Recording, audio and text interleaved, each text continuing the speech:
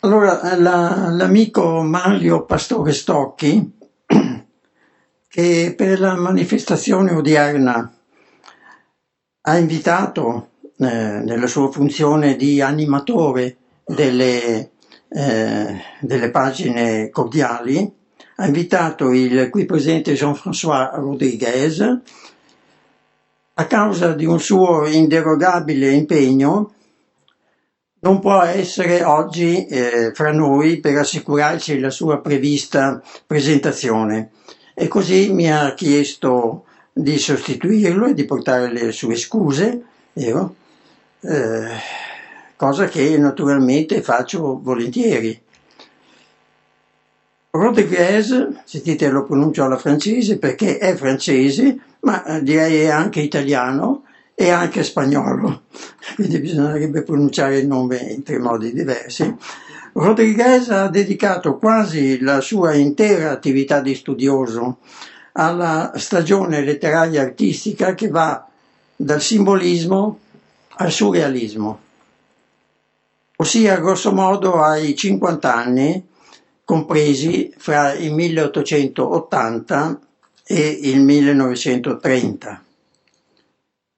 Al centro delle sue curiosità e quindi delle sue ricerche ci sono due personalità artistiche del più grande rilievo. La prima è appunto quella di Apollinaire, che è l'oggetto di studio di oggi, l'altra è quella di Picasso. A Rodriguez dobbiamo molte illuminanti precisazioni, molti significativi arricchimenti conoscitivi di questo periodo e in particolare di questi due artisti, che sono assolutamente fondamentali e che furono anche fra loro legati da una intima, da una profonda amicizia. Di Rodriguez ricordo soltanto, fra i molti che ha scritto, i due libri dedicati, uno alla presenza di Picasso alla Biennale di Venezia del 1900, questo è il libro del 1993, e l'altro dedicato all'impressionismo a Firenze nel 1910, questo pubblicato in francese dall'Istituto Veneto, da questo istituto, nell'anno successivo, cioè nel 1994. Mi limito a dire che nel suo modus operandi, nel suo metodo, diciamo, Rodriguez fa parlare i documenti che egli allinea con particolare abilità, che illustra con completezza, che correda con un nutritissimo apparato di note, un apparato ricco di ogni informazione, di ogni rinvio bibliografico. E questo per la piena soddisfazione degli eruditi, anche dei più esigenti. Con questo metodo Rodriguez si è addentrato nei più segreti anfratti del mondo che sta intorno ad Apollinaire, arrivando a rivelarne non pochi aspetti che quasi certamente, senza di lui, erano destinati a rimanere, e non esagero, a rimanere definitivamente nell'ombra e nell'oblio. Per ottenere adesso dalla viva voce di Rodriguez qualche altra rivelazione, magari qualche altra rivelazione documentaria e qualche altra suggestione, sono quindi ora lieto di lasciargli la parola. Grazie professor Richter, che è stato troppo gentile. Adesso cercherò di essere all'altezza dell'altesa, che è spasmodica evidentemente, e anche sufficientemente cordiale, almeno spero. Dunque, qui abbiamo subito, sono partiti con un'immagine, però possiamo anche partire anche del titolo della conversazione. Nel titolo ho fatto scrivere Corifeo Apollinaire Corifeo dell'avanguardia storica, letteraria e artistica, però con due date, 1905 e 1918. 1905 non è la nascita, come dovrebbe essere, no? Perché sono da due date, e vedremo cos'è esattamente. 1918 purtroppo per Apollinaire e anche per noi, per la storia dell'arte e anche della letteratura, è la morte. A queste date si può abbinare delle città, di luoghi di nascita o di morte. Allora, per quanto riguarda la morte è Parigi, e ci ritorneremo a Parigi tante volte nel corso delle nostre conversazioni. La 1905 è Parigi, ancora, però 1880 è Roma. Dunque abbiamo un poeta, ma che è stato anche in verità da pittore, che è nato nel mondo mediterraneo, tra Parigi, Roma e Parigi. Ma continuando, adesso poi vi spiegherò, cioè, andremo a scoprire perché ho detto 1905 in mezzo, l'intercalare, ma prima ancora di parlare di questo 1905, una data che sarà per lui importante, vedremo il perché, mi sono permesso di saltare un po', di fare un po' di scorribande attraverso le date di questa biografia e mi sono fermato, come vedete qui, al 1913 e precisamente non si vede, ma sarebbe la nascita, cioè la partenza di questa data precisa sarebbe il 20 aprile, ovvero la data di uscita di questo di questo raccolta di poesia. Una raccolta che tra l'altro è a sua volta è datata dall'autore, non più del conferenziere di turno, ma dall'autore, del poeta, e lascia pensare appunto a una raccolta completa, insomma una specie di riassunto, anzi o forse anche un elemento di pausa, ma soprattutto anche totalizzante, no? della sua produzione. 1898, se mi vedrà, 113, dove 13 ci siamo nel 13. Questa è uscita a Parigi, si può supporre che nelle librerie di Parigi, una Parigi che è il centro del mondo intellettuale dell'epoca letteraria, artistico e anche politico e quant'altro, come si dice adesso, nel senso che Parigi sono di parigine, sempre di meno anche adesso, però sono soprattutto tantissimi transplantés, come li chiamavano, no? Con una metafora strana che viene dall'orticoltura, no? Sono strappate le radici e poi le portano, questi qui vanno a portare con le loro radici, comprese le radici, un altro terra, un humus favorevole alla crescita delle piante, ovvero della loro personalità, no? E Apollinaire, come molti altri, è stato affascinato, come Parigi era una lampada che attirava le falene, no? gli insetti che sono attratti al tramonto dalla luce. Da questi giovani, scrittori, artisti, di belle speranze, non ancora ovviamente realizzate, che venivano.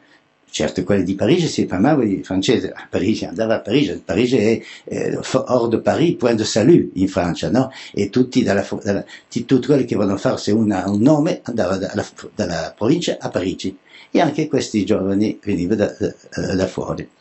Uno di questi giovani, sono tutte di nazionalità, due le possiamo citare subito. Questo, Pablo Picasso, perché ha fatto una bella carriera, diciamo così. E poi un altro italiano, Erdengo Soffici, che anche lui forse la carriera non è stata meno rumorosa, meno scintillante, ma altrettanto importante perché è stato un protagonista di prima fila, no? Non della quel si è chiamata l'avanguardia storica parigino o la bohème montmartroise, perché a Parigi, all'interno di Parigi, abbiamo anche un'altra collocazione geografica che aggiungeremo, o topografica, nel senso che in questo caso, che possiamo aggiungere all'aspetto cronologico che abbiamo visto fino adesso, che la cosa si svolge, la situazione, gli rincontri, l'incontro, gli scontri, le entusiasmi, le delusioni e anche le battaglie di idee evidentemente, si svolge tra le quartier latin, on a boulevard Saint-Michel, place Saint-Michel, e poi dopo è nato il boulevard Saint-Germain, dove tra l'altro Apollinaire, questo signore qui, Guillaume Apollinaire, ha vissuto e è morto nel 204 boulevard Saint-Germain, all'ultimo piano, una specie di mansarde, chambre de bonne, come dicono a Parigi, e tutto si svolge un po' di rive droite, dall'altra parte del fiume, perché lì erano les marchands de tableaux, o le boutique che in questo contesto, abbiamo già parlato di pittori, artisti, eccetera, artisti nel senso dell'arte plastiche, e c'erano questi famosi marchands che sono diventati anche loro, a loro volta, passato gli anni, cominciando petitement, come si dice, piano piano, ma si sono affermati. Prima c'era Chagall, Sagot, c'era Bert Weil, eccetera. Poi è arrivato i grandi nomi, che non erano grandi all'epoca, ma sono diventati Vollard e Kahnweiler, la pronunciata francese, che avevano sentito, capito e proprio voluto fare di tutto per sostenere, non per ragione di abbassamento, anche per carità ci mancherebbe economica, ma questi personaggi qua, questi ragazzi qua. Noi siamo nel 13, questo volume esce, sono 200 pagine, 204 pagine e pressappoco sulle 560 copie.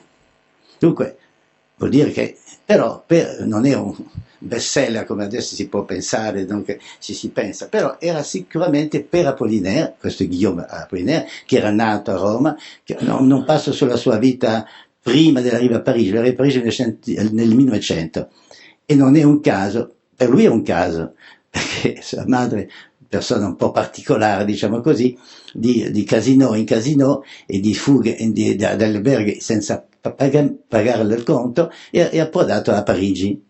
Ma gli altri, Picasso, Sofici, poi d'altro ancora, parliamo alcuni partono dalla provincia, come Marc Jacob, che è un poeta, ma viene dalla Bretagna, e tutti si radunano lì. Dunque nel 13 abbiamo una concentrazione particolarmente densa di questi personaggi, di queste giovani speranze, di queste decisa tutto pur di far conoscere, ma non lo successo, conoscere il loro valore artistico, anche a costo di deludere, di andare contro il gusto, non anche lì per fare scandalo, perché poi sono abituati ai futuristi, poi ai Dada, che faceva prima cosa il gruppone faceva scandalo, si dava la compagnia, la compa, come si dice, si teneva strette e faceva. No, qui ci sono dei artisti che portano e menano, conducono una battaglia, una lotta, anche semplicemente un'affermazione solitaria, cioè, certo, suffragati, sostenuti dalle simpatie, l'amicizia di altri come loro, che condividono le stesse aspirazioni a portare una voce diversa, non per dire nuovo perché si fa una novità per la novità, no, diversa e soprattutto autentica. Sono spesso dei destini francamente eroici. Sia lo dice Sofice, ne racconta queste cose o anche altre, perché era effettivamente una battaglia tanto della pagnotta, per dirla brutalmente, e poi anche davanti a dover affrontare un'incomprensione spesso anche non soltanto totale o l'indifferenza, ma anche l'ostilità. Ma loro, imperturbabili, imperterriti, andavano avanti. Era quello che dovevano fare, si sentivano di fare. Evidentemente si sentivano chiamati letteralmente a questa dura prova. Certo, c'era l'attrazione che registrava a Parigi e poi nel 1900, quasi tutte arrivano più in quel momento lì. E il 1900 è il momento in cui Parigi si offre il lusso, dopo il 1889, questo non è inutile precisare, che la Repubblica nata dall'impero si offriva il lusso di essere non soltanto un faro, per dirla come Baudelaire, o per gli altri paesi, no? Come già è successo nel 1955 a Parigi per l'esposizione universale imperiale, ma era soprattutto per la Francia era un'affermazione di un avvenire che si presentava radiosa, anche se 13 è semplicemente un anno prima della grande catastrofe del 14-18, ma avevano la Tour Eiffel, era il simbolo di questa etnicità, di questo impegno materialista o materiale, eccetera, e le spettacoli, les grands boulevards, le demi-mondaines, come chiamavano, le cocotte, ma di alto bordo, no? Claude Merode, eccetera, e Alain de Pougy, chiamavano a raccolta anche dei grandi nobili, eccetera, cioè era sì, quello che si è chiamato la Belle Époque. Non so se era per tutti, per quanto riguarda la parte materiale, per gli artisti non lo era. Allora, adesso andiamo qua. Io mi sono permesso di fare questo piccolo richiamo, no? Ricordo un piccolo panorama molto rapido per ricordare a tutti, che voi lo sapete evidentemente, ma comunque che veramente questi artisti avevano una specie di missione, e una missione che era proprio perché loro si sentivano chiamati, scelti, ma non da un manager o un agente artistico, eccetera, perché praticamente sentivano chiamate, appelé, n'est-ce pas, per un décret de puissance suprême, c'est-à-dire per una convinzione di essere stato scelti con le loro sensibilità, le loro forze, il loro carattere, la loro disponibilità, la loro inventiva, la loro creatività, di portare un elemento, far avanzare, o comunque scambiare le carte in gioco, sono carte nel gioco. Questa raccolta ha un frontispizio e un titolo, Alcolici, ma al plurale in italiano non ha molto senso, poema, e questo è chiaro, le due date l'abbiamo già vista, il Mercure de France, momento, fermi tutti, il Mercure de France è una rivista, non è una casa editrice, ha una casa editrice, evidentemente, come spesso. Il Mercure de France è una rivista che assicura il passaggio e il sostegno sia della generazione precedente, che sono quelle dei simbolisti sia in pittura che in letteratura, e la nuova generazione delle giovani belle speranze che erano attorno che chiedevano di poter essere ascoltate, sentite, stampate, per poter far sentire la loro voce e contare soprattutto per loro stessi, no? E questo è molto importante. E dunque siamo a un momento di passaggio, pertanto, della tradizione all'invenzione, no? Dell'ordine all'avventura, per dire come Apollinaire lo dirà nei suoi versi. E questo alcol è accompagnato, viceversa, di una straordinaria quadro, un olio, qui è stato riprodotto, no? Nel libro, che ho testo, un fuoritesto, che dovrebbe essere il ritratto di Picasso, di Apollinaire. Questo Apollinaire, tra l'altro, questo sarebbe lui.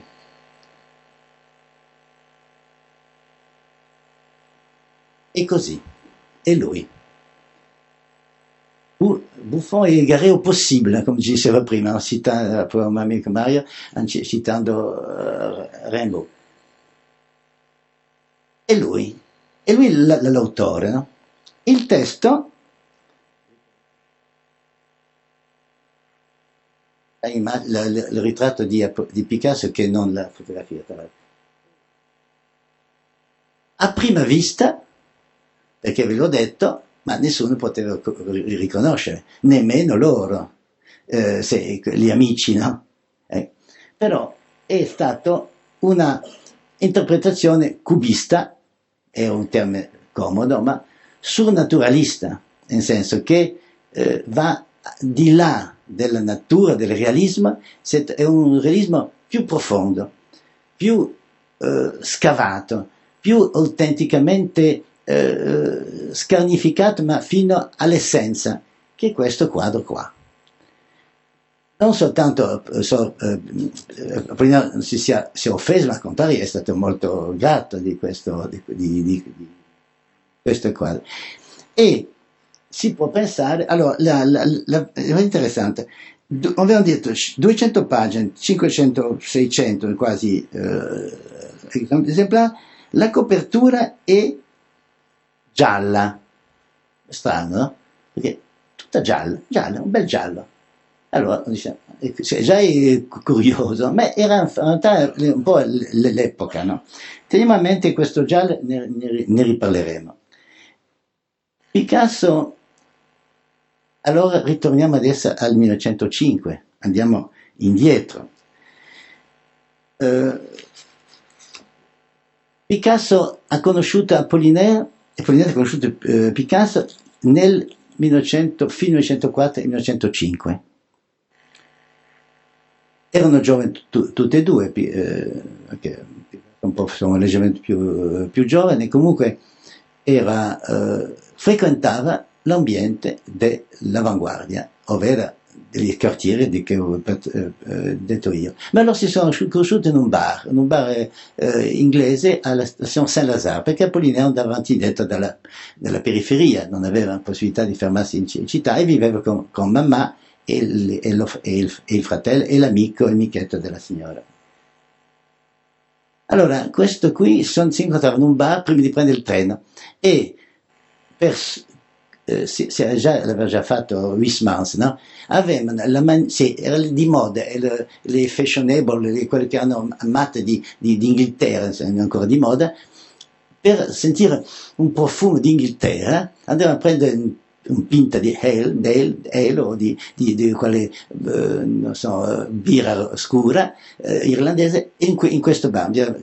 Questo sono gli aneddoti. No, perché questo, allora, non si incontrano nei salotti, non si incontrano nei club, non si incontrano nelle accademie di pittura, perché praticamente non le frequentano, perché generalmente insegnano i pittori cosiddetti pompier, bravi, realisti, curati, nel particolare, no? Cioè, però fotografici, riprendono la realtà come si pensava che dovesse essere vista, per il gusto, è importante questa parola, ambiente. Dunque non gli interessava.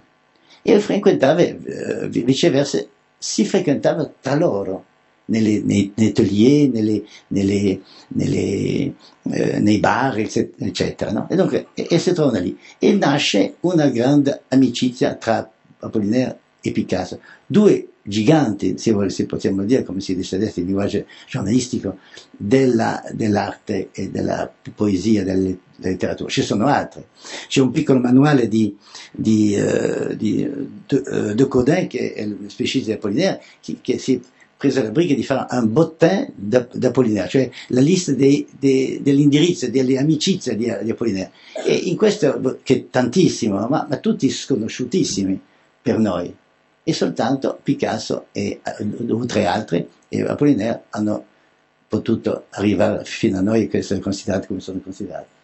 E prima però questo Apollinaire, per far vedere come era legato l'ambiente, ritorneremo poi perché c'è una poesia particolare, ma aveva anche fatto contatto con delle gallerie d'arte che non soltanto vendevano dei quadri, anche questo è importante, vendevano anche, cercavano di attirare, cioè costruire un sodalizio, insomma, artistico tra artisti, pittori generalmente, e anche poeti o scrittori, e facevano, cominciato a fare quel che si è cominciato già nella fine dell'Ottocento, ma che è andato un po' più avanti con Manet, Degas, eccetera, con Mallarmé e così via, però dopo hanno continuato la tradizione con dei giovani poeti.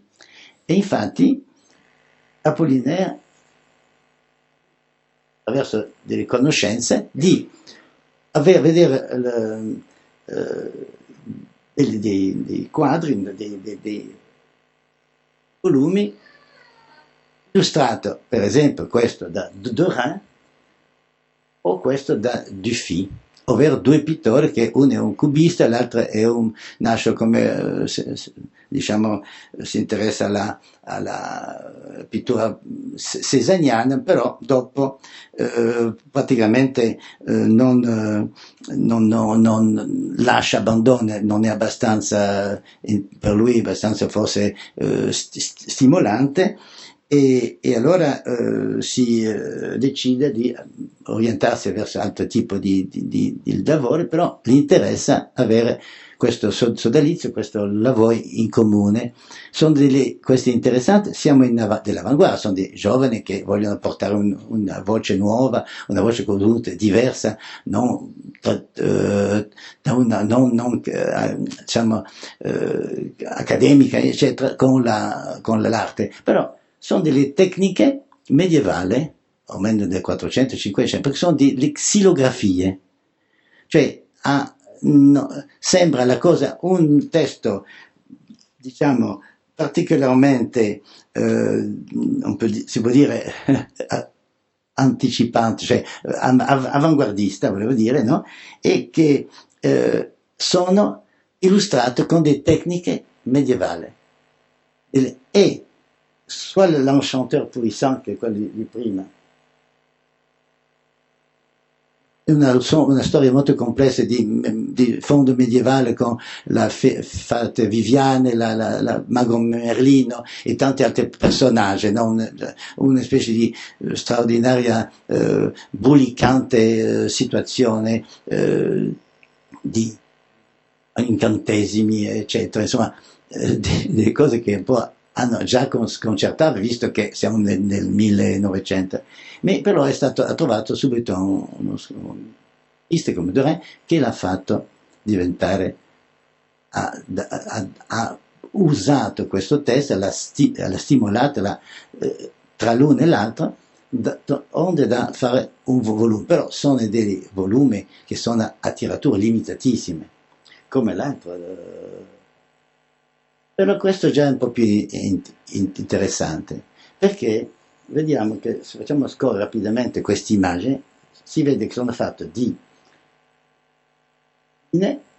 che hanno dei temi, sono dei vestiaires o cortège d'Orphée, sono degli animali, ma soprattutto è un cortège d'Orphée. Si sa, tutti non sanno che Orfeo ha questa capacità straordinaria, dopo tante traversie con la moglie che perde, poi la ritrova, poi la riperde, eccetera, di avere è un pastore però è anche un musicista, è un mago praticamente, no? E lui suona la lira, e quando c'è, ha seguito da tutti questi animali come una specie di domatore col verbo poetico, no?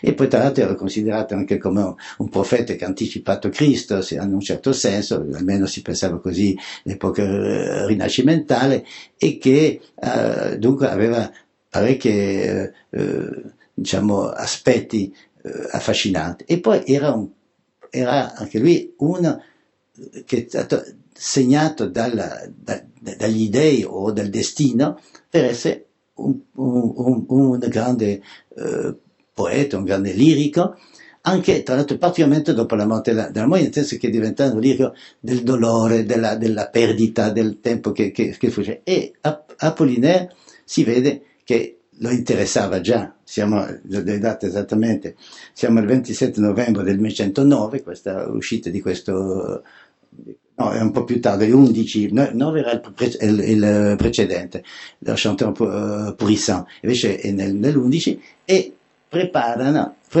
praticamente anche profissa della nomea, della conoscenza del poeta, l'opera maestra, prima grande opera stampata, e anche queste sono delle antologie, nel senso che sono dei poemi successivi, no?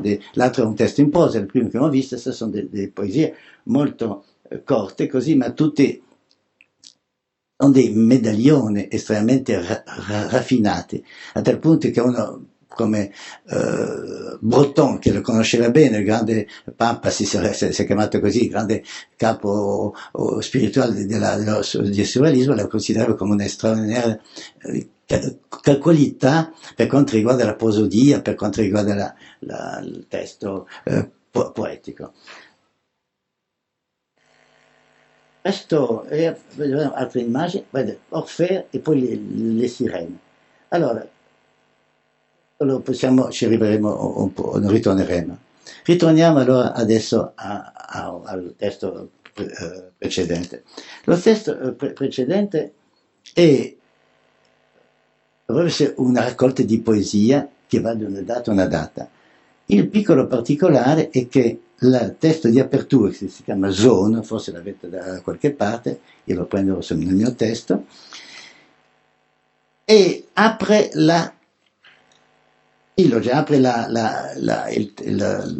raccolta.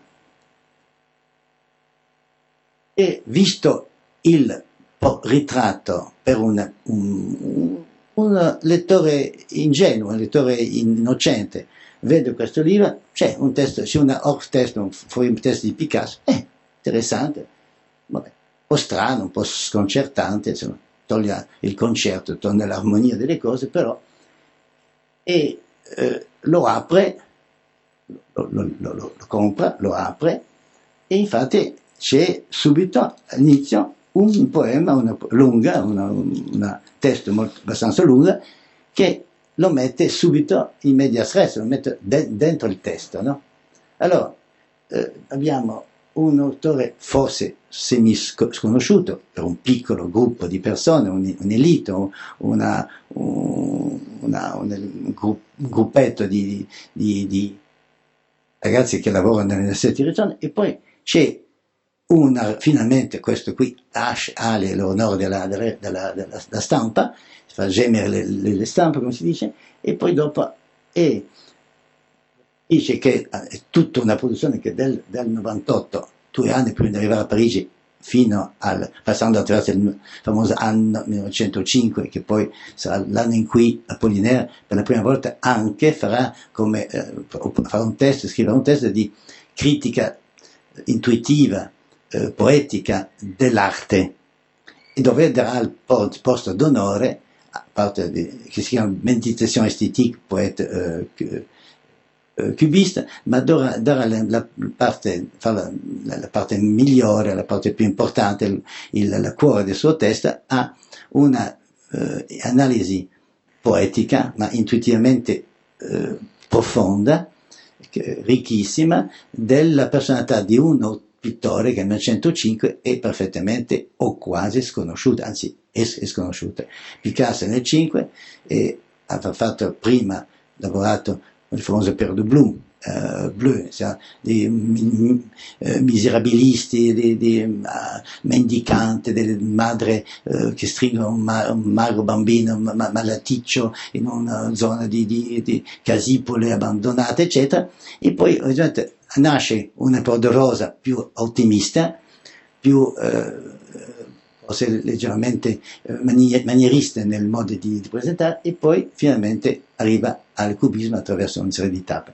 Questo qui siamo nel 13, e allora la gente lo sa, però deve prendere un testo. Allora il testo si comincia, è un testo molto lungo che è praticamente un'apertura, prende un'introduzione alla raccolta. Se uno la foglia, se può sfogliare, perché uno prende il libro e cammin facendo, andando alla metropolitana, si mette a sfogliare, va bene, anche interessante, c'è l'ermite, sono dei titoli, Merlin, le voyageur, poi c'è il nome di donna, la zigana, Renan, poi è andato la dama un soir, cioè, sembra alla santé, che poi una prigione, sembra praticamente una cronistoria, una specie di elemento di come una poesia di racconti, narrativa, estremamente, anche sicuramente a questo sembra che sia di tipo autobiografico, eccetera, eccetera. Però dopo, prima di cominciare, l'autore ha insistito a dire: voglio mettere questo testo, che non è, potrebbe essere il primo, perché invece è data 1898-1906, no, è l'ultimo. Allora è cominciato a dare come prima l'ultimo. Questo già è un po' sconcertante, no? Perché uno si aspetta qualcosa come una... Prima ci fa vedere delle cose, perché leggendo poi il testo vede che c'è delle poesie con rime, con prosodia tradizionale, ci sono un po' narrative, alcune addirittura espressionistiche o comunque di atmosfere, eccetera. E poi questo qui invece comincia con un testo che si chiama Zona. E lì, in questo testo, se uno vuole avvicinarsi un po', se non ha molto tempo, ma comunque acceleriamo, perché questo è fondamentale per conoscere il poeta. Poi dopo si potrebbe anche non dire nient'altro, è un limite, evidentemente, no? Però vedendo questo testo si capisce cosa, esattamente il progetto, l'estetica, lo spirito creativo, la poetica, no? di Apollinaire, è tutto in questo qua. Poi dopo ci sono altri grandi testi all'interno della raccolta, ma questo è il principale. Le altre che ho dato anche, man mano, sono degli elementi, delle poesie ancora forse più tecnicamente sperimentale e forse meno interessante, se vogliamo, anche se lo sono evidentemente, dal punto di vista della sensibilità, della natura profonda di questo poeta, della sua statura artistica, che poi di artistico perché soltanto le poesie, ma è anche insomma, è legato a un ambiente dove la sensibilità estetica formale è molto importante. E questo qui è una specie di introduzione, perché dei temi che ci sono, dei modi di affrontarli, sono sistematicamente poi usate fino alle raccolte più ancora sperimentaliste, che sono degli ideogrammi lirici, no? E che arrivano dopo. È questo qui. À la fin, tu es là de ce monde ancien. Dunque si comincia dalla fine, in un certo senso, perché la prima parola che viene sotto gli occhi di questo lettore è la parola fine. E già questo è un po' sconcertante, no? La parola fine. À la fin, tu es là de ce monde ancien. Vuol dire tu sei stanco. Dunque si può immaginare che finalmente, allora è un modernissimo, no? È uno che... Ma alla fin vuol dire che lui, tutto ben pensato, per pensare a questo punto, ma soprattutto anche implica che c'è qualcosa avanti, prima alla fin, e dopo aver fatto una certa esperienza di cultura, di vita e di arte, che lui adesso basta.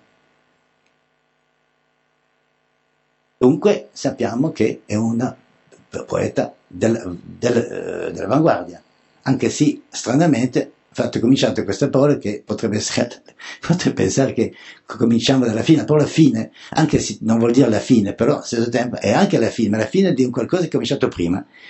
À la fin, tu as son ancien bergère au Tour Eiffel, le troupeau des ponts belle ce matin. E questo siamo veramente nella completa contraddizione, no?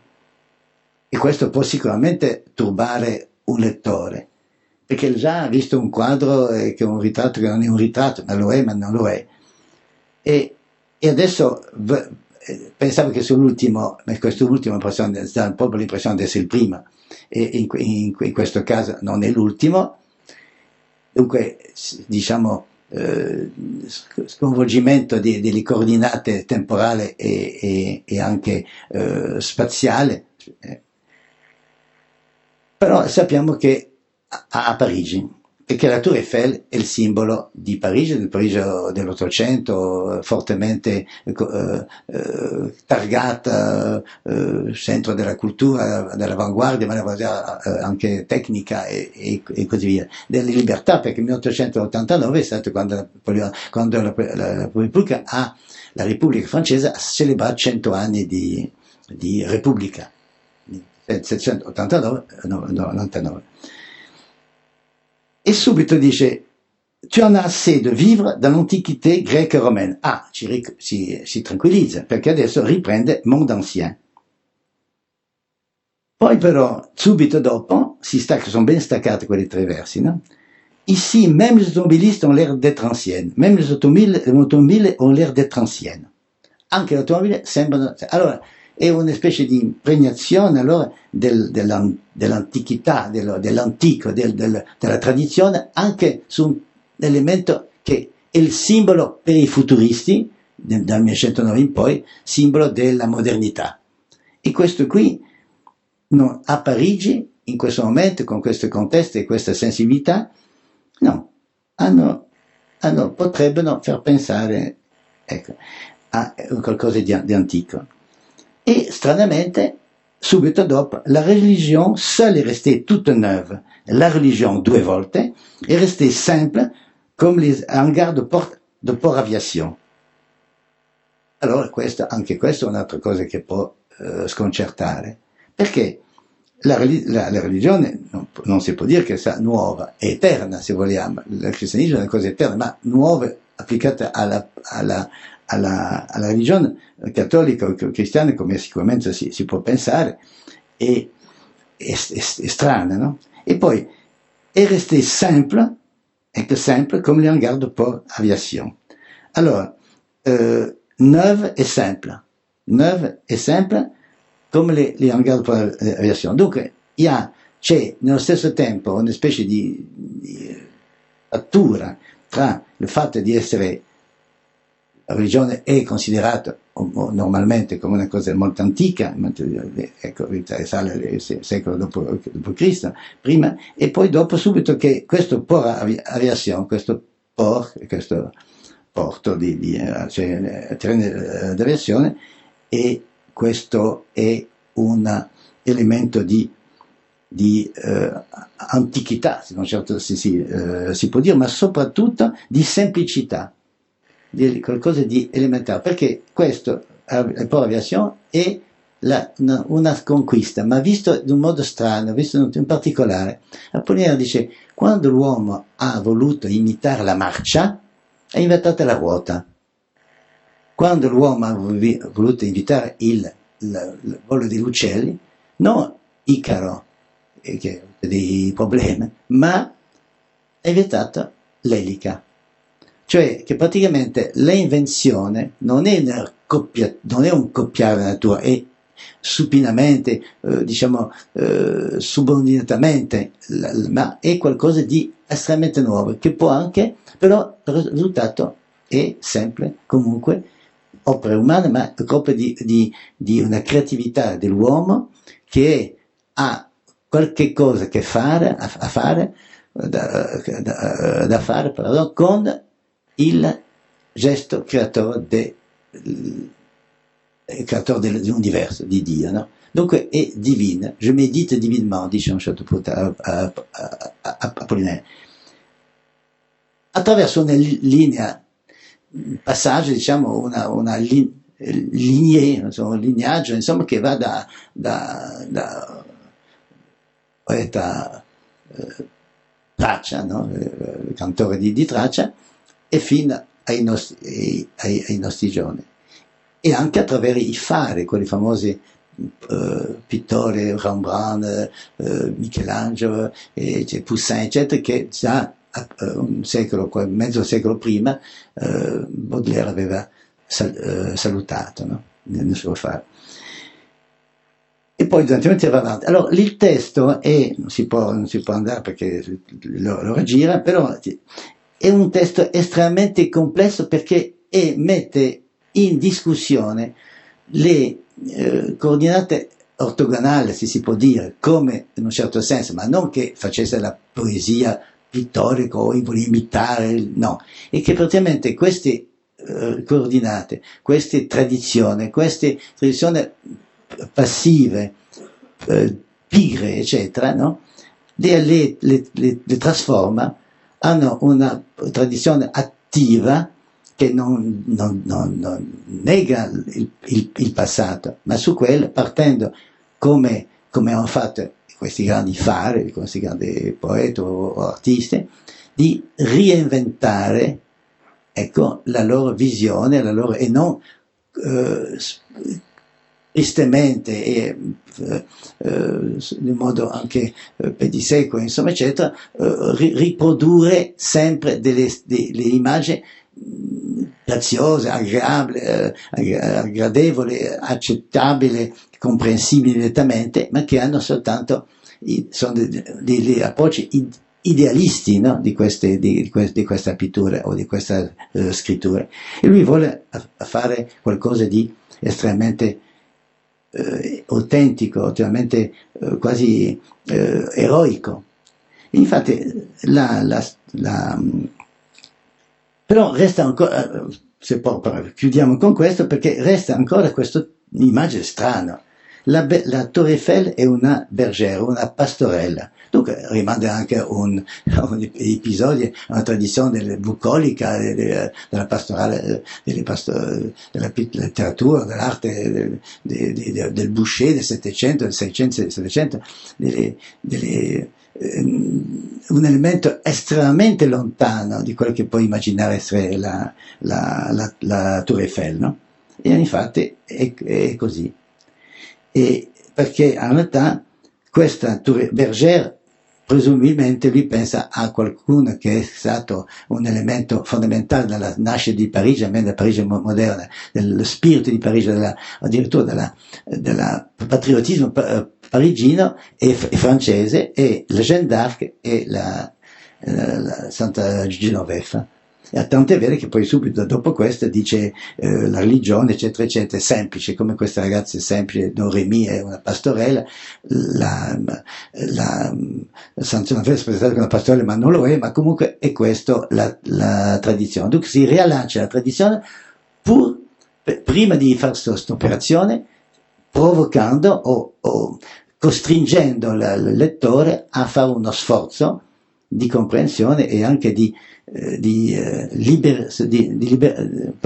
liberarsi letteralmente del peso di queste abitudini estetiche, mentali, eccetera, eccetera. E lui continua, perché poi dopo in queste altre poesie, lui continuamente cerca di, come si dice, continuare questa operazione di ricerca e soprattutto di sperimentazione, ma in corpore vile, no? Non in un modo astratto o cercando di catturare un pubblico. E in questo modo lui a ogni istante, ogni passo della sua carriera, se si può dire, della sua vita creativa, si trova confrontato sia con la penna, il suo strumento principe della creatività, e anche con degli esempi di pittura, di arte, che o anche di musica, penso alla musica atonale e altre diavolerie dell'epoca, che hanno sicuramente anche loro avuto, sentite l'esigenza, pur non rinunciando al passato, che è un passato ricco, molto fecondo, di fare qualcosa di diverso, di più autentico, di più approfondito. Per esempio, qui abbiamo due quadri che, essendo la Tour Eiffel eccetera, potrebbe essere, ha fatto scritta una poesia che si chiama Tour, potrebbe avere a che fare con questa atmosfera, questo clima praticamente fecondo di conversazione, di discussione, di scambio di idee e di progetto tra i pittori, i poeti e i pittori. Qui abbiamo un pittore che è stato sostenuto molto da Apollinaire, che si chiama Delaunay, sulle tour e finestre. Poi c'è una poesia per finestra, si può vedere anche. Qui c'è una pittrice russa che ha fatto les ponts de Paris. Qui abbiamo una cosa strana, siamo entrati nell'intimità del poeta e abbiamo una veduta del suo quartierino, dicono in Toscana, del suo biblioteca. Ora, hanno un altro, accompagnando queste ricerche, queste tentativo di essere finalmente libero di ogni tipo di imposizione o di luoghi comuni o di modi di comportarsi di un modo scontati. Questi pittori, artisti e Apollinaire anche loro, sono stati tentati di andare a cercare attraverso, come è stato già fatto evidentemente all'epoca in altri contesti, come per esempio nelle Blaue Reiter tedeschi e russi, di andare a cercare nella pittura o le poesie, anche lo folklore, insomma, popolare, non degli esempi, non delle cose da imitare, ma soprattutto come degli incitamenti a posare sul mondo che circonda un sguardo nuovo paradossalmente con delle arti come quelle popolari e come erano già anche lì. Ricorda un po' l'incisione del medievale dei libri di preghiera, o questo cioè il Paradiso terrestre per esempio, no? O presso vagamente potrei ricordare l'Arca di Noè e così via. E questi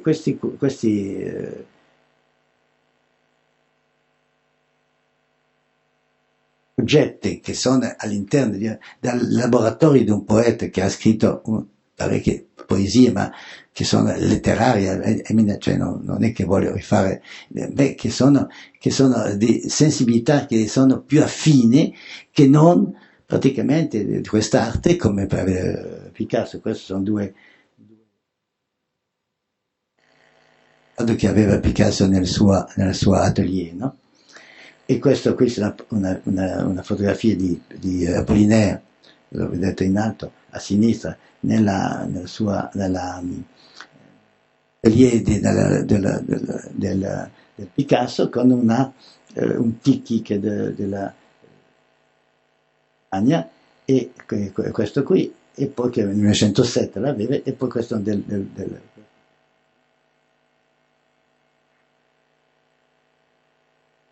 quella la fanciulla che è sopra la testa di questo signore qui che vedete alle mie spalle, che è a sinistra, e che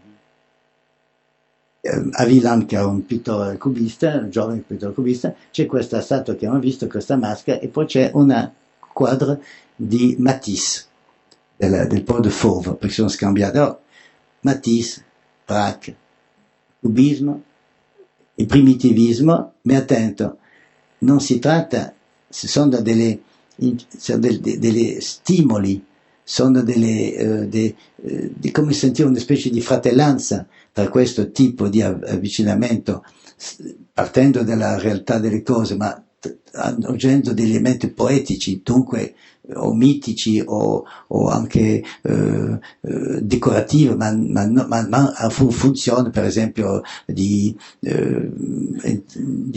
effetto religioso, di riti religiosi, eccetera. Questo era una cosa che permeava tutto il mondo di questo momento a Parigi, no? E questo è il gruppo, vedete, qui c'è in mezzo la Sirena Azzurra e Marie Laurencin, che è una pittrice e amica intima di Apollinaire, e poi c'è Picasso che è dietro, dietro il vaso di fiore o di arance, non so, poi c'è Apollinaire, lui stesso, e poi c'è un pittore, un poeta, Klemnitz e sua moglie. Questo era il gruppo che circondava, sosteneva Apollinaire, e Apollinaire, lui, con i suoi scritti, con i suoi articoli, con le sue poesie, eccetera, sostenevano loro nella loro battaglia per fare queste cose. Purtroppo le Mal-Aimé, l'ho chiamata Chanson de Mal-Aimé, è il poema che arriva dopo, in seconda posizione dopo questo, Zone, ha avuto delle sofferenze sentimentali, dei momenti molto difficili, e che l'ha trasformata in un armonieux délire, cioè l'ha trasformata in arte, in poesia. Alcune volte un modo molto doloroso e complesso, e molto ricco e molto aspro, quasi direi addirittura disperato, ma proprio romantico, no? Ha frappato il cuore, c'est là che il genio, dice Musset, battiti il cuore, è lì che il genio risiede, idea romantica, no? E poi anche il stile melodioso, perché Orfeo ha come caratteristica lui, quando canta, dopo la perdita della sua moglie, canta di un modo elegiaco, cioè sofferente, è una sofferenza che si traduce in canto, ma è un dolore che si esprime attraverso la melodia, è un poeta melico, in un certo senso. Allora, qui nei nostri Apollinaire, con tutta l'avanguardia, è proprio letteralmente letteralmente écartelé, déchiré, proprio strappato da delle due tendenze, una melodica, che è quella della sofferenza del tempo che passa, eccetera, e un'altra eroica, epica, quasi, che è quella di assunzione di questa modernità crudele, implacabile, sicuramente non fa regala, che essendo materialista spessissimo, non ha interesse non gli interessa avere gli aspetti che sono le più ricche, le più sentite dell'umanità, vanno per conto loro praticamente, no? C'è questo e poi spessissimo più interessato all'azione globale della folla o anche del popolo, e dunque qualcosa di collettivo, che non il dolore individuale. Allora nell'altro ovviamente nel Pont Mirabeau è al contrario una poesia del tutto diversa a questa qui. Nella fine del primo poema, e con questo si può collegare e penso si deve chiudere, quando il poeta racconta la sua marcia, racconta tutta la sua notte, no? Insomma, è una cosa molto lunga, racconta tutta la notte che passa attraverso tra ricordi e esperienze dirette, hic et nunc, ma anche passato. Poi attraversa Parigi, che è il posto dove vive, e si ritrova verso se stesso, verso ritrova la sua propria vita, no? Il passato lo rivive e lo assume, però senza va verso la sua casa e si ritrova appunto con questi, dice, tu marches vers Auteuil, va verso la tua paese, la tua casa, tu veux aller chez toi a piedi, dormire tra tes fétiches d'Oceanie e di Guinea, dormire in mezzo ai tuoi totem, ai tuoi statue, ai tuoi sculture magiche, insomma, che sono di Oceania e Guinea. Infatti abbiamo visto poco fa che era così. Subito dopo, sempre a Parigi, sempre il personaggio, sempre un periodo di grande tristezza perché sua maîtresse, sua donna, l'ha lasciato, e lì stesso personaggio, stessa esperienza, ma non stesso canto, perché l'ultimo canto è sul pont Mirabeau, coule la Seine, et nos amours, faut-il qu'ils m'en souviennent, la joie venait toujours après la peine. Vienne la nuit, sonne l'heure, les jours s'en vont, je demeure. Con un refrain, con un ritornello, tutta la poesia l'avete voglia, non so se riuscirà a vivere questa cosa. La ritornello ritrovate è una tipica poesia di canto melodico, no? Però evidentemente è che questo è lo stesso personaggio, lo stesso autore, lo stesso poeta, lo stesso uomo che ha la stessa sofferenza, ma ha dato allo sfogo di questa sofferenza due elementi, due soluzioni diverse, formali, ma sempre la stessa ricerca del suo essere, nella sua complessità. E lo trova, e come i pittori come Picasso che cambiano spessissimo di stile, ma sempre lo stesso, la perenità, c'è il grande problema del tempo che passa, che sfugge, anche noi, le temps s'en va, nous, mais non, et nous en allons, et tous sont couchés sulla froide lame, lo dice Ronsard, ma parecchi secoli prima, e invece purtroppo è il destino, insomma, dell'uomo. Non so se abbiamo un minuto almeno a sentire la poesia di Apollinaire. Dite voi, non so come. Sì, vabbè. No, perché ho capito che la taglio è di un'ora, no? Più o meno? Sì, anche un'ora e 5 minuti, no? Ecco. No, perché allora, no, cominciamo con sentire questa cosa che è molto bella. Allora. Perché è stato registrato nel 1913 a Parigi la voce di Apollinaire che dice 3 poesie. Le Pont Mirabeau, la Marie, che è il nome della sua amante, il nome della Marie Laurencin, la pittrice, e poi Voyageur. Ecco, facciamo almeno il prima che corrisponde a quel testo che avete sotto gli occhi.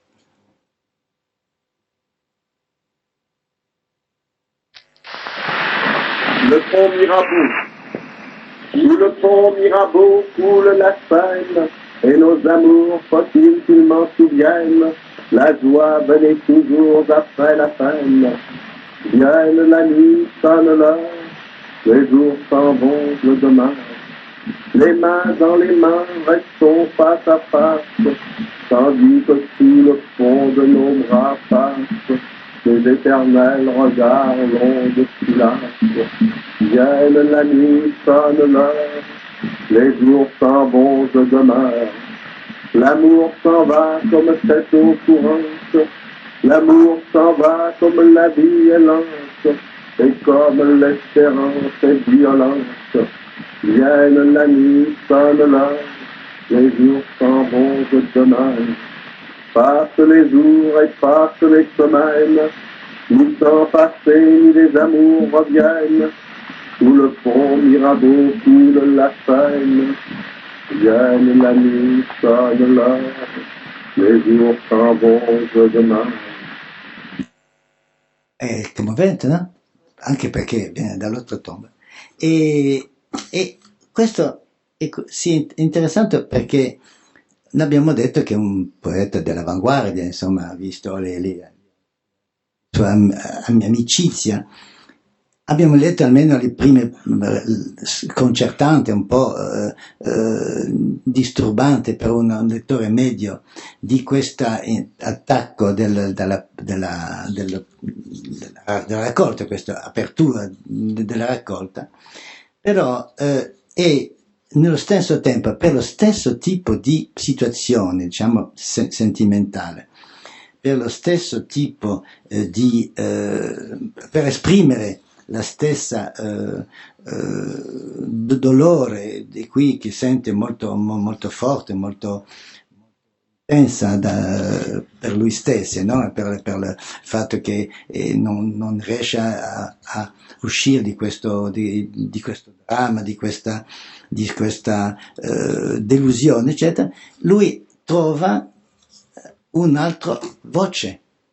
Dunque non è assolutamente, non è chiuso in una convenzione, un schema che costringe a esprimere sempre i sentimenti più intensi soltanto attraverso le regole, che non vuol dire che si aboliscono tutte le regole, ma il est avec le règle des accommodements, diceva il personaggio di Molière, ma in un altro senso, che evidentemente, e vediamo anche questo, che lui, come le Haydn, come i grandi poeti che erano poesia orale, no? Come si suona la tradizione, aveva questa capacità non soltanto di comporre, ma di comporre come un po' in modo musicale. Dice anche lui, insomma, che lui li compone camminando e anche cantando. Cioè per lui è un modo di accompagnare con un certo ritmo, una certa scansione, una certa melodia anche del corpo, la costruzione, la creazione delle sue opere, no? Dunque è una personalità molto interessante perché, appunto, perché non rinuncia al passato, perché questa è una tradizione antica, componeva l'Orfeo, cantava e recitava le poesie, ma accompagnava della lira. Ma è una scelta che apparentemente è alla stessa volta simultaneamente, come le pitture spessissimo lo erano, e come lo erano i poeti, simultaneamente passato e presente, dolore intenso, sordo e interiore, dolore espresso, e poi anche disperazione, ma poi anche fiducia nel gesto,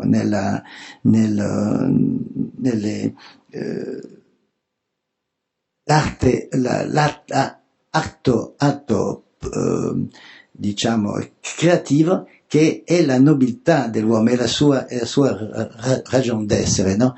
Che poi lo avvicina a Dio, perché Dio lui ha creato anche lui, insomma, e tra l'altro poeta, e se non vado errato la stessa radice in greco vuol dire creatore, quel che fa, poien.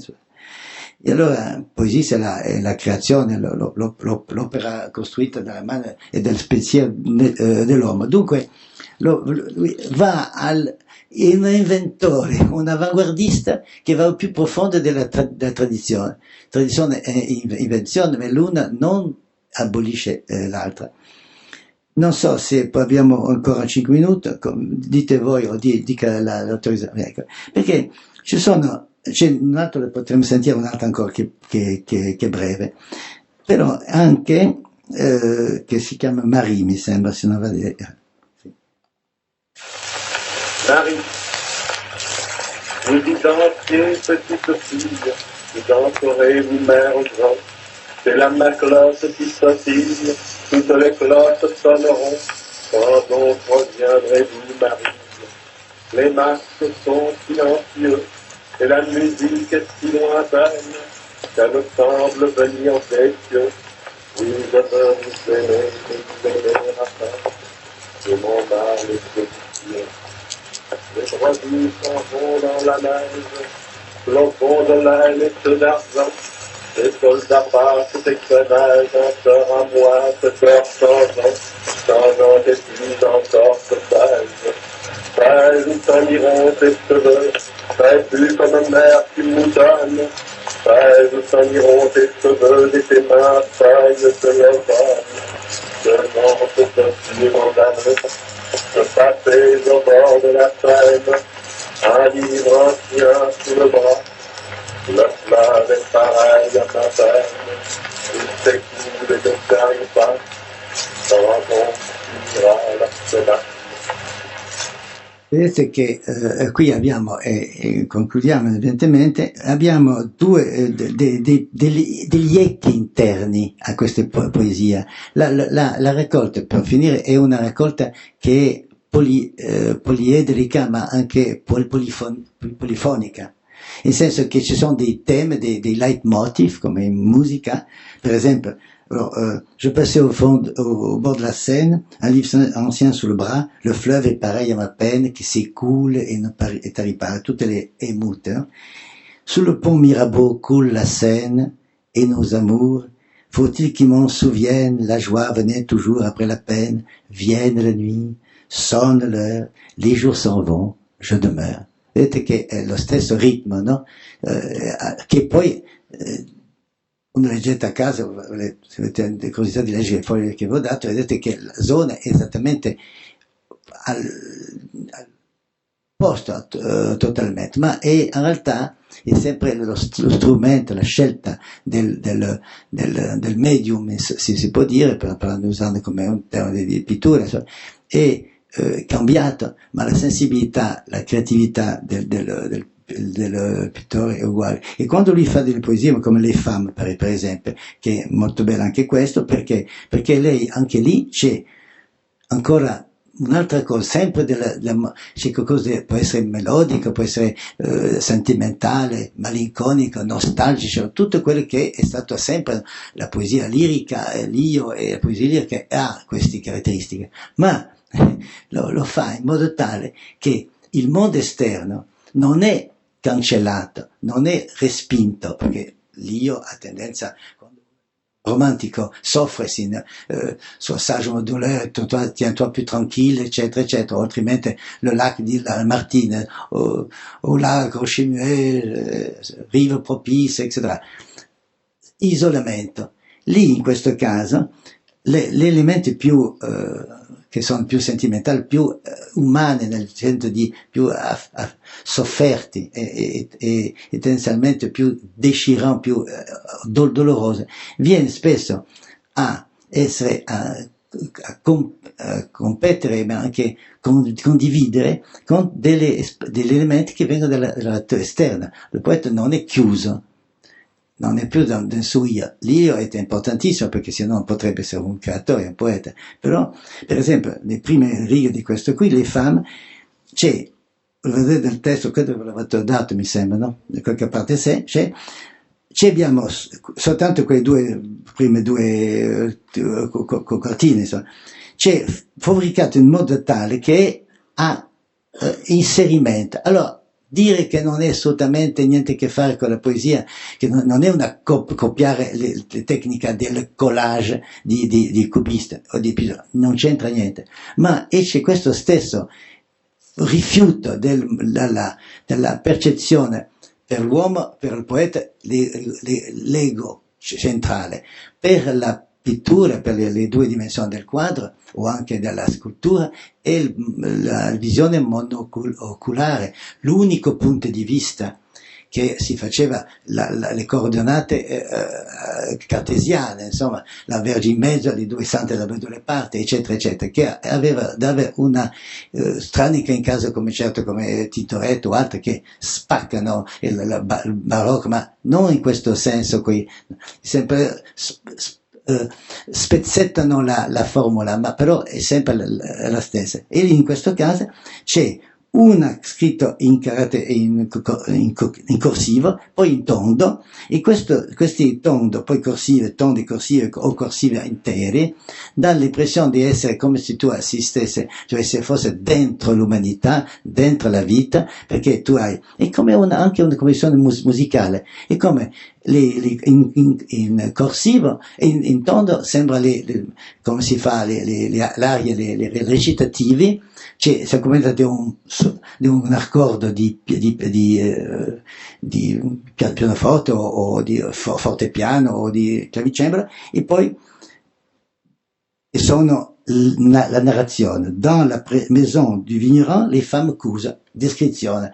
La marquise sortit à 5 heures. Famosa frase che si dice per dire, citava Valérie per dire il classico romanzo che comincia. E poi subito, l'Enchen remplit le poêle et met l'eau du café dessus. Poi c'è un enjambement, l'ho letto male. L'Enchen remplit le poêle et met l'eau du café dessus. Tirez, pausa. Le chat s'étire après s'être chauffé, un'altra voce. Poi tirez, trattine. Gertrude et son voisin Martin enfin s'épousent. C'est queste donne che si scambiano le informazioni. Poi avanti di nuovo. Le rossignol, non plus corsive mais tendre, le rossignol aveugle essaya de chanter. Mais les frais, et le barbagiane, les frais ululants, il trembla dans sa cage, tremblait, è un passaggio tremoto per di racconto, no? E poi, in corsiva, ceci pris là-bas a l'air, présente, du pape en voyage sous la neige. Le facteur vient de s'arrêter pour que, alors, addirittura l'enjambement si fa sulla strofa per creare il movimento, pour causer avec le nouveau maître d'école. Tratine, c'était un dialogue. Cet hiver est très froid, le vin sera très bon. Le sacristain sourd et boiteux et moribond. Aïe, aïe, une brutta notice. La fille du vieux bourgmestre brode une étole pour la fête du curé. Hop, alors, non soltanto le parole, ma si muovono, cioè avanzano, come fisicamente il tempo avanza. La forêt là-bas, grâce au vent, chantait à voix grave de grand orgue. Le songe Ertraum, avec sa sœur Frau Sorge, veut dire la mélancolie et le songe, il sogno. No? Pourquoi si inserimento, questi collage con delle cose tedesche? Lui è andato a vissuto un anno in Germania, faceva con Victor Hugo, Chose Vue. Victor Hugo ha scritto un libro bellissimo, si chiama Chose Vue, viaggi che ha fatto in Germania e altrove. Anche lui, quando andava via, guardava, come guarda un pittore, come avrebbe guardato un Picasso che tenia la mirada fuerte, si diceva, no? Che la guarda, che catturava, che era penetrante. Anche lui non era interessato a se stesso. Poesia lirica, poesia dell'ego, poesia della sofferenza e del destino personale. Ma non si chiude alla realtà esterna e la considera sempre d'un modo un po' anche lì tenero, anche un po' solidale in un certo senso. Infatti non si va avanti e poi finisce così, che è molto bello. Allora, questo sacristain, quello sacristo è morto finalmente. Il est mort. Écoutez, attento, ma écoutez cosa? No, in tondo, la cloche de l'église sonnait tout doucement la mort du sacristain. Finalmente le due elementi, le due livelli della poesia si sono radunate tutti alla fine, no? Perché dice, il est mort, écoutez. Ma écoutez cosa? Se è morto non deve mica parlare, cosa deve sentire? No? La cloche de l'église, che è la comunità, l'esterno, sonnait tout doucement la mort du sacristain. Ah, allora hai capito? Lise, il faut attiser le poêle qui s'éteint. On ritorna al grado zero del testo.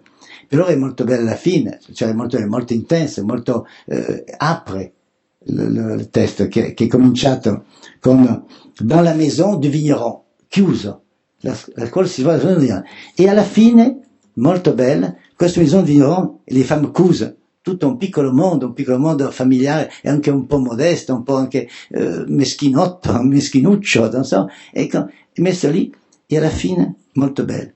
La cloche de l'église sonnait tout doucement la mort du sacristain. E allora la comunità si è radunata attorno a sé. Lise, però, chez nous, la nonne, on se dit, dai, c'è il fuoco, il le poêle qui s'éteint.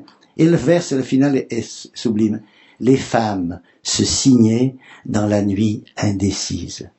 Les femmes se signaient, nel senso estremamente della morte, l'importanza anche della morte e di questa morte che è legata alla vita, ma è soprattutto anche legata alla spiritualità. Les femmes se signaient dans la nuit indécise. E alla fine il verbo finisce come una cosa, vedete? Les femmes se signaient, un imperfetto, dans la nuit indécise. È un sibilante, no? Splendido, a me, per me. Grazie comunque.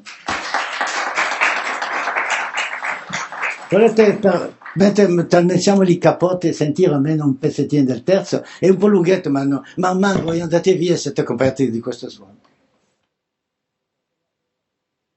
Le voyageur, ouvrez-moi cette porte, nous offrant en pleurant. La vie est variable aussi bien que le riff. Je regardais un banc de nuages descendre avec le paquebot orphelin vers les fièvres futures. Et de tous ces regrets, de tous ces repentirs, te souviens-tu? Vagues poissons arqués, fleurs surmarines, une nuit c'était la mer et les fleuves s'y répandaient. Je m'en souviens encore. Un soir, je descendis dans une auberge triste près de Luxembourg. Dans le fond de la salle, il s'envolait un cri. Quelqu'un avait un furet, un autre un hérisson, qui en jouait au casque et toi, tu m'avais oublié. Te souviens-tu du long orphelinat des gares? Nous traversâmes des villes qui tout le jour tournaient et vomissaient la nuit le soleil des journées. Aux matelots, aux femmes sombres et vous, mes compagnons, souvenez-vous-en. Deux matelots qui ne s'étaient jamais quittés, deux matelots qui ne s'étaient jamais parlé. Le plus jeune, en mourant, tomba sur le côté. Ô vous, chers compagnons, sonneries électriques des gares, chants des moissonneuses, traîneaux d'un boucher, régiment des rues sans nombre, cavalerie des ponts, nuits livides de l'alcool. Les villes que j'ai vues vivaient comme des folles. Te souviens-tu des banlieues et du troupeau plaintif des paysages? Les cyprès projetaient sous la lune leurs ombres. J'écoutais cette nuit au déclin de l'été un oiseau langoureux et toujours irrité, et le bruit éternel, un fleuve large et sombre. Les tandis comme mourants roulaient vers l'estuaire, tous les regards de tous les yeux. Les bords étaient déserts, herbus, silencieux, et la montagne à l'autre rive était très plate. Alors, sans bruit, sans qu'on pût voir rien de vivant, contre le mont passèrent des ombres vivaces, le profil ou soudain tournant leurs vagues faces, et tenant l'ombre de leurs lances en avant. Les ombres contre le mont perpendiculaire, qui grandissaient ou parfois s'abaissaient brusquement, et ces ombres tardives pleuraient humainement, en glissant pas à pas sur la montagne claire. Qui donc reconnais-tu sur ces vieilles photographies? Te souviens-tu du jour où une abeille tomba dans le feu, c'était du quotidien à la fin de l'été? Deux matelots qui ne s'étaient jamais quittés, l'aîné portait au cou une chaîne de fer, le plus jeune mettait ses cheveux blonds en tresse. Ouvrez-moi cette porte qui le frappe en pleurant, la vie est variable, si bien que le risque. Déchirant. Allora, soltanto questo, notate che c'è una specie di ritornello, en ce sens, donc, ouvrez-moi cette porte où je frappe en pleurant, et après, la vie est variable aussi bien que le Rip. E il Rip è un canale tra la Grecia e un'isola cubea, mi sembra. E allora, che variabile non è la sua vita, ma è la vita di tutti. E lui assume, no, questa vita di tutti, come Cristo prende tutti i peccati degli uomini, no? E lui, il poeta, assume il dolore di tutti, perché non dice ma vie è variabile aussi bien che le RIP, perché è per questo l'idea che è variabile, che una cosa va e una cosa non va, funziona o non funziona, cioè non dice la vie è variabile aussi bien che le RIP. E invece ouvre cette porte, je frappe en pleurant, questo è lui che parla. E alla fine poi sono tanti di marinai, questo e quell'altro, e poi questo alla fine, ouvrez cette porte, je frappe en pleurant, la vita, e riprende tutti e due i versi dell'inizio. Dunque è un circolo, zona, la prima poesia non si è fatto in tempo di dire cose, ma zona, si capisce il perché vuol dire zona. Zona vuol dire una zona di Parigi particolarmente disagiata, no? Di banlieue abbandonate, cioè, ma è zone, no? È la cintura del greco, insomma, è l'idea della circolarità del destino, dell'umanità, dell'uomo, della persona che si richiude su se stessa alla fin, e poi nell'ultima prima poesia, questo alla fin devient, la fin c'est tu marches rotaille, ça, e poi dice adieu, adieu, soleil coupé. Alla fin ritorna il punto di partenza. Tutta la poesia è stato lungo l'itinerario che ha fatto nella sua Parigi amata, e alla fin addio, addio e addio a accento grave, Dio o addio, arrivederci, no? Perché infatti il verso precedente ce sono le criste inferiori dell'oscura speranza, questi famosi totem che ho fatto vedere, per lui non sono delle cose, sono delle tentative dell'uomo di trovare una ragione d'essere alla sua vita. L'aveva pensato Jacques Gauguin dicendo d'où venons-nous, chi sommes-nous, où allons-nous, il grande quadro che ha scritto, che ha fatto prima di tentare di suicidarsi e poi non ci è riuscito, l'hanno staccato l'accordo in tempo. Dunque, e poi soleil coupé, soleil, mito solare, mito cristico, solare, cioè lo stensorio, i raggi, eccetera. E poi soleil coupé, c'est San Giovanni, il Battista, che ha, per far entrare nel circuito umano questo Cristo che ha battezzato, eccetera, ha accettato anche di essere la testa tagliata. E è molto forte, dice addio e finisce stranamente su una frase disgradevole, una literazione che dà fastidio, perché questa è una cacofonia. Soleil coupé. Aveva messo poi soleil tranché. Bruttissimo, subito se n'è accorta. Tranché. Cosa vuol dire? Niente, coupé. Ma a dire si sente addirittura io l'ho sentito il freddo della lama sul collo, sa? O no, o voi no? No, vabbè. Mi spiace.